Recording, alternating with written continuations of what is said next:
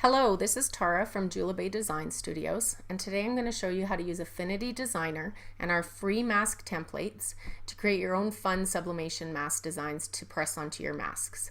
We include 3 different sizes which will fit the pressing images masks. Our template can be downloaded up here at julabay.com/freemasks.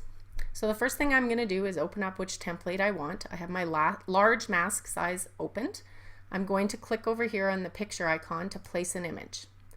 I'm going to choose which background I want to use, and then I'm going to click in the top right corner and drag and pull until my image covers my screen. From here I can see through my layers panel I have 2 layers. I'm going to click on the background layer. I will now pull my background layer into my texture. So now you can see I have a nice shaped mask with my background.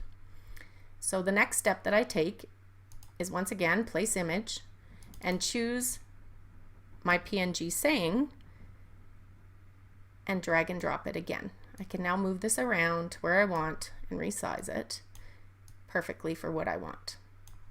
Excellent. So now I'm going to file, export, and save this as a PNG. You can also do JPEG if you prefer. So the PNG is already sized to the appropriate size. Just click the export and save. Now your file, if you file open, you'll see you actually have your mask ready to go. So you can print this as you want. Just be sure that you're using background images and PNGs for the sayings that you have commercial rights to if you're going to be creating any product to sell. I'm going to have another video on how to do this in Inkscape, as well as a video on how to press them once they're actually printed and in this shape. All right, thank you very much.